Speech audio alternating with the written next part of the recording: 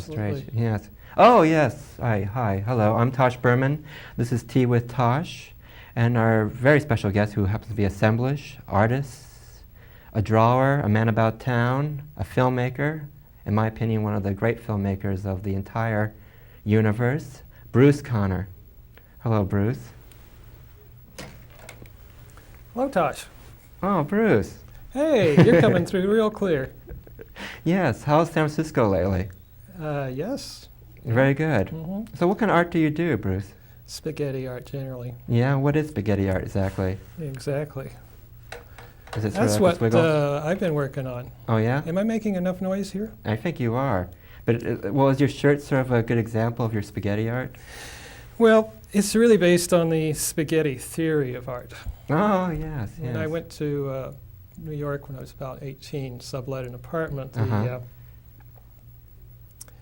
woman who was going off to Europe was showing me how to use the equipment in the kitchen. On the Uh-huh. wall were these little wiggly things on Uh-huh. the ceiling. She said that was spaghetti. Uh-huh. And that when you were cooking spaghetti, you wanted to know when it was done. You Uh-huh. throw it on the wall or the ceiling. And if it sticks, it's done. If So it doesn't stick, then you have to cook it. So you somewhat. throw like huge canvases, huge paintings to the wall and see if it sticks Well, on I the think wall? what you do is you throw art at it. You throw art. Yeah, you throw art at it, and if it sticks, Uh-huh. it's art. Well, what's your definition of assemblage? Is that what assemblage is? What you throw on the canvas? My definition of assemblage is the dictionary definition. Which is? An I don't- assemblage. Assemblage? Is that all it says? Well, it says something else. I mean, you're putting a lot of pressure on me. I may hang up this phone in just a minute. What kind of tea do we have here? We have herbal tea. Would you like to have some more? Well, I don't know. Now, let me Might pour do it. some dunking here. Okay, I like that little flavor of that too, if you Drippy. don't mind. So you're from, Bruce, you're from Kansas. I was born in McPherson, Kansas, 1933. Do you have like a typical Kansas personality? Do you feel? I mean, are you a product of your environment? And does it show in your artwork, in your films, in your assemblages, and so on and so on? I like the questions, Tosh. Give me some more. What do you think of Oliver North? Ollie. Yes. Ollie. I just regret that Stan isn't on there. Stan who? Stan and Ollie. Oh, Stan and Ollie, yes. Yeah. I think he's the one who's sitting by Ollie. Don't you notice that sort of blonde hair looking guy with the I glasses? think we got a bad connection here. You don't hear anything? Well, I don't know. I keep hearing Ollie. Okay, how about Stan? Okay, let's go south. No more north conversation. Well, it's a pleasure to meet you finally. How do you do? I was just Yes. got on the phone here. Yes, it's very nice, very nice. But you know, you're really the first person I met from Kansas. What is Kansas like? Flat. Is it really flat? Yeah, it's a place to be from. And when you were a child, did your parents read Wizard of Oz to you? No, I remember seeing The Wizard of Oz in 1939. And was it a big, the actual premiere? I mean, like where it showed in Kansas, Yeah. the first showing? Yeah. Well, what was it like? I thought it was a dream that I had Uh-huh. until they re-released it again somewhere about, I don't know, I guess about 8 or 9 years later. Uh-huh. Then When- I saw it. I realized that Aunt Em and all that stuff was True? Was true. Was your family very much like that? Mostly like the chickens and the scarecrows. So you're raised in a farm then, in a sense? No, my grandmother was out on the farm Uh-huh. with my grandpa. Uh-huh. Well, what's, is the Kansas in you, has it affected your artwork at all? Yes, it drove me all the way out of town. And that's the only way it influenced you and affected you? Yeah, I think there were some people that I met out in California when I moved out here in the Mhm. late 50s that were born and raised in Los Angeles and were wondering why all these strange people like Michael McClure and Mm-hmm. different artists and creative people came from Kansas. They went on their vacation Wait, from and there's, Newsweek magazine. and there's like Ed Ruscha's from Kansas, I believe? Ed Ruscha, Dennis Hopper. Dennis Hopper? Billy L. Banks. And Billy L. Bankston. Yeah. Did you know these people in Kansas? No, I'm out here. Really? But Michael McClure and I went to high school together. And Really? Oh, college. really? Actually, junior high. Uh-huh. There was about half a dozen of us moved Uh-huh. out here as soon as we could. I might point out that Mike McClure is a very great poet, and in case the TV audience doesn't know.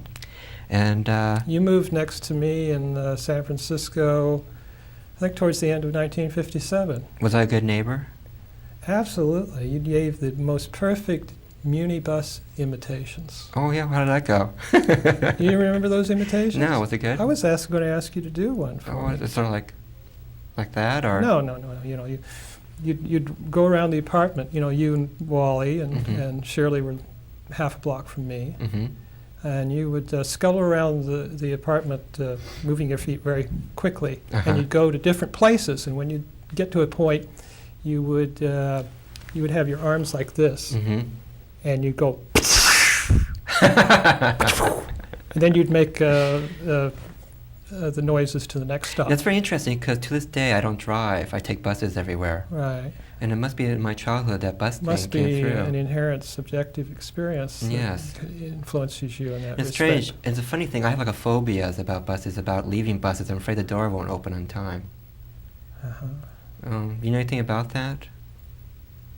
They have buses in Kansas, don't they? Yeah. Yeah. Not double-decker ones because it's so flat. What is there to see? They told me this was going to be a low-key event here.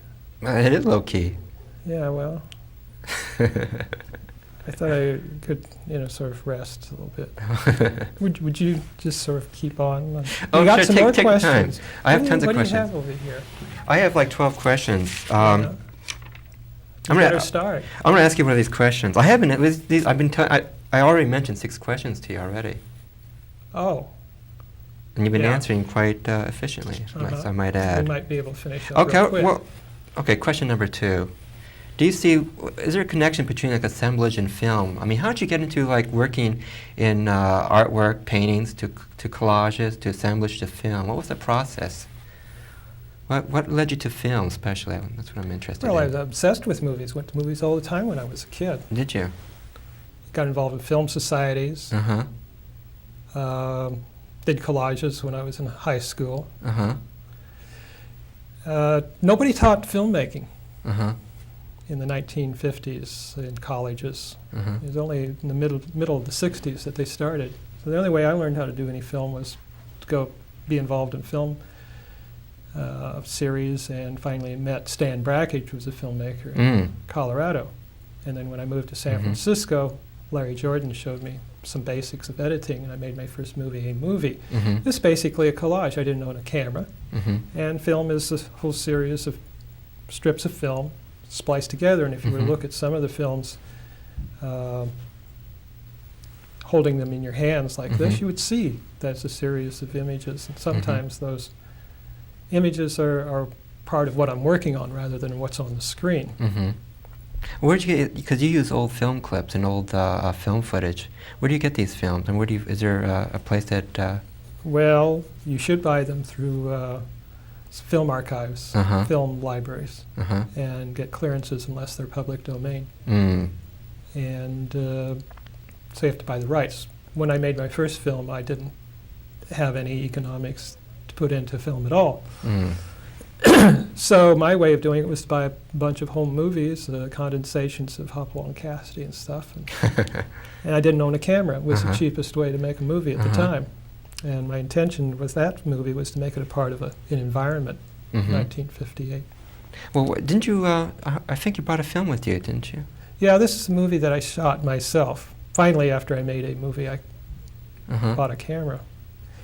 And most of those movies were made more or less as if the camera is my eye sitting on my shoulder. Yes.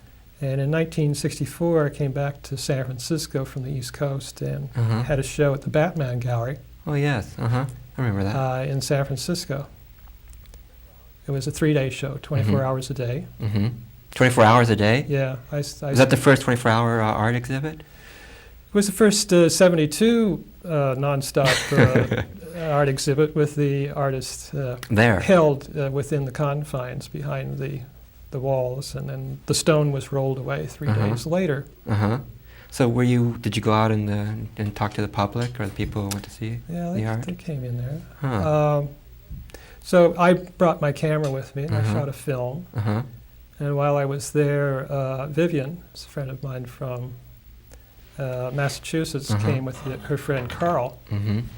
And I shot the film that I'm going to show. It's Well, called Vivian. Vivian. Yeah, And what year was this made? 1964, black and white. Wait, should we go see it? You want to Yeah, go? Can we let's go go see on it? in. Yeah, let's go check it out. Okay, that'd be nice.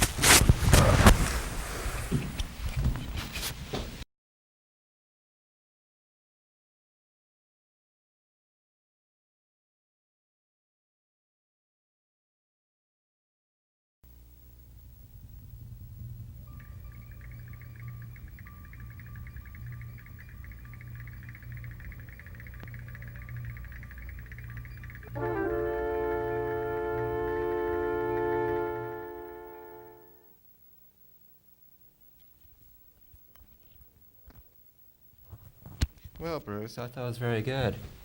Nice film. Wait, can you help me with this? Oh, I got it here. It's so untechnical here. Tell me a second. Flip. Oh, thank you so much, Bruce. You're I really quite appreciate you. So you're one of the few guests who really helped me out. And I really appreciate that. Thank you so much. It shows the spirit in you, you know? Take this hair out. Oh, it's my hair. Don't. Oh, wait. Oh, well. Oh, it's crawling away now. Well, Bruce, that's like the first time I've seen that film. I saw most of all your other works, Yeah. and I really like it. It's great. So, was the woman Vivian? That's Vivian, I presume. Yeah. Was she in the She was in the case? glass case. Was she there for like 3 days straight too? Straight? Yeah, I mean, was she laying straight there for straight Well, for 3 days? that was a nice glass case that someone had found, Uh-huh. jewelry case, and I had 7,000 marbles that I carried in my suitcase. Mm-hmm. When I was in Mexico, I went to the toy market where people pick up all the novelty items that they sell, Mm-hmm. and asked them to fill up my suitcase with marbles. Mm-hmm. They had those great marbles with a real marbly Oh, the images texture. on them, Uh-huh. you know, to weigh on. Uh-huh.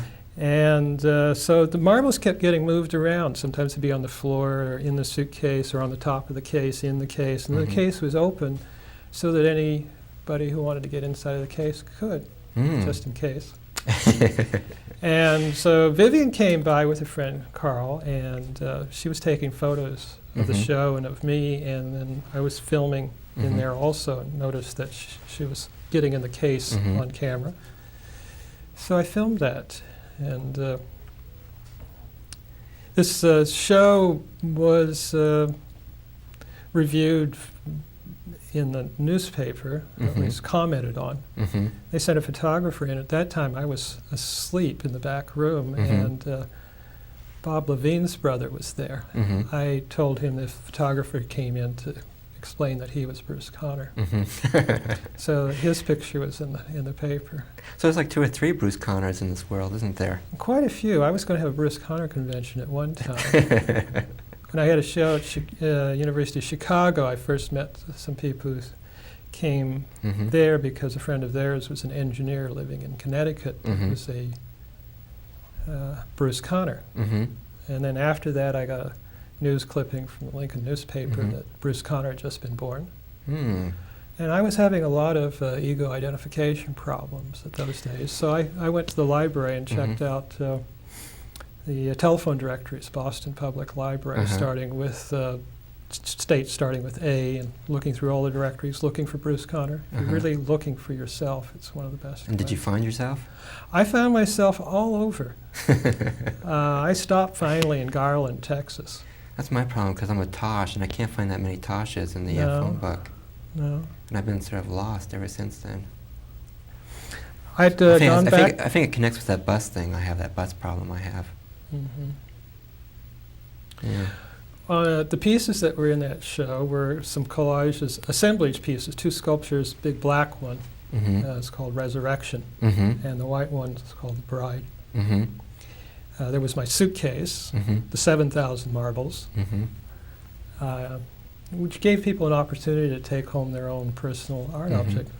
I have a question. In films, have you ever worked on a big commercial film or been hired to do anything in a, like $1 million budget type of film? Sort of. Sort of? Yeah, And I'm was not it gonna talk about it. Well, let's talk about Crossroads, which is I believe is the film of the atomic bomb exploding. correct? Is that Yeah, correct? yeah. And it's about, how long is, I saw two versions. It's a 36-minute film. And The it's- first part of it's 12 minutes long, has a soundtrack by Patrick Gleason. Uh-huh. Now, the last 24 minutes is soundtracked by Terry Riley. Oh, really? All original music for it. Uh-huh. Because Patrick's sound is being synthesized. He synthesized sound of the airplanes and the bomb, because there were no recordings of the bomb at that time. Yes. But I saw a lot of that underwater atomic bomb test footage Uh-huh. when it first came out in 1946, Mm-hmm. and it was impressive, beautiful Yes. and frightening, and I always expected to see more of it as time went by. Uh-huh. But instead what happened was you kept seeing less and less of it, but Mhm. always that kind of image, the underwater bomb test, which is really impressive on Mhm. camera. And it became this sort of reactionary symbol. You know, Mhm. whatever way you wanted to use the symbol, it was Mhm. used as, fear of the bomb or war or whatever, sort of a symbol of the devil and evil. Mm-hmm. And I thought that we were losing touch to see what this thing actually looked like. Mhm. And I wanted to see more of it, so I traced it down, Mm-hmm. looked at hours and hours of footage from different airplanes, ground shots, and then finally selected about 18 different shots into this 36-minute movie. Mm-hmm. They'd set up the camera before the bomb would go off, and then they would watch it, Mm-hmm. and it was beautiful. So it's quite different from the other films that I'd made up to that point, which were edited similarly to Vivian. Mm-hmm. Lots of fast-cut Mm-hmm. images. It's funny because the Crossroads is so meditative in a way when you watch it, and then you realize this thing is it's like evil. The sort of the horror of it, the beauty and horror, together, and I just find that really fascinating and interesting. Well, that's basically two parts. The Yes. first part, which is like a sort of simulated reality, Uh huh. which develops the kind of relationship between the sound and the picture, Uh-huh. because it's all falsified sound. Have you seen Blue Velvet? Yes. What did you think of it? I thought it was an adequate exploitation movie. No, because there's certain parts in the film that sort of reminds me of your work sometimes. I was down at the La Jolla Museum, and somebody said that they thought there was a relationship between my movies and David Lynch's, but all I'd ever seen was Dune, Uh huh. and I didn't Oh, you want went to to have any relationship there except with the concession stand. And you're very good at the concession stand too. Yeah, actually Reese's peanut butter cups and a big gallon drum of Uh-huh. popcorn is just about it. I see. Butterfingers. And weren't you running the Dean Stockwell Film Festival up north for a while? I've got my own library of Dean Stockwell films. He doesn't seem to want to show them to anybody. He doesn't. No, Huh. he's keeping them hidden. Huh. Well, You know, he did a movie about Wally yeah. and George. Uh-huh. George Herms and Wallace Berman. Uh-huh. Yes. Oh, George and Wallace came to that show at the Batman Gallery, that 3-day show. Yes. I advertised it by putting an ad in the personals column in the Uh-huh. LA Times Uh-huh. and San Francisco Chronicle. Uh-huh. It was also a period of a great meteor shower Wait in a Northern second. I mean, they saw California. these ads in the paper, and then it was like an invitation for them to come up? Well, I don't know who else. I don't know. Somebody told them, I bet. But they came up. They came up for the show. Gee, how'd you know my dad was a dedicated ad reader? Well, he probably realized that this was going to be an important event up here and came up anyway for Yes, the absolutely. meteor shower because San Francisco is traditionally overcast with fog and you can't see a thing. Mm. And it was. So did you somehow work your exhibit and the meteor shower at the same time, or was this by chance? It was everything was coordinated on 7 mystic levels. Huh. And you have an interest in mystical levels, don't you? Yeah. What's your interest exactly in the mystics? Usually getting on the elevator and never getting off again. Oh gosh, don't say that. That's another one of my things. Elevators. Elevators, and they go so high they become transparent. Yes. Become pure light. Yes. Crystal elevators.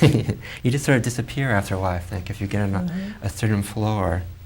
So are you working on anything right now? Are you working on film still? Are you working on any film projects of any sort? I'm on vacation. Are you? Yeah. What have you been I'm doing? down here in LA having a good time. Oh, really? What have you been doing lately? I'm staying at the Jolly Roger Motel. Oh, that's a nice place. Yeah, it's got gaffer's tape on the bathtub. That's how they Really? Why? take care of the hole in the fiberglass bathtub. Oh, I thought maybe they're afraid someone's going to steal the bathtub. I think somebody put a hole in it. Oh, Put their my foot God. through it. You didn't do that. Not me. Oh, thank gosh. They do have an elevator, though. Oh, they do? Hmm. And how many floors is this building? Well, I'm not quite sure. They've got an R, a P. That's recreation. Uh-huh. You get to go in for your, what do they call it when they give you crumpets and coffee? Oh, tea time? No. You know, early morning, like Oh, continental Oh, breakfast. continental breakfast, yes. That's the best part. Fresh coffee Yes, and selection of rolls. yes, And they have the parking garage. yes. Well, I have a question. Let me ask you a sort of art-related question. Do you believe in Why? art? I think you already did. No, we haven't been talking you at all through with about art. Okay. We haven't been talking about art at all. All right. Okay. Now, this is a Okay. serious question. Art spelled from the inside out is rat. Get out of here. Are you serious? Yeah. You're right. You're right. And is that how you got involved in art in general? Well, it's those three-letter words that are so obsessive: God, art, and sex. You just can't get away from them. Somehow they've been designated like national parks. And when you do art, do you think of the other two words, God and sex?